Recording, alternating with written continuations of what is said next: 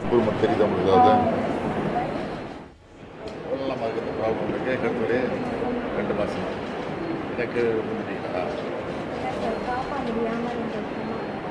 இப்போ எவ்வளோ நாள் பண்ணிட்டு வர முடிஞ்சிட்டீங்களா? இம்ப்ரூவ்மெண்ட் தெரியுதா உங்களுக்கு? ஏதாவது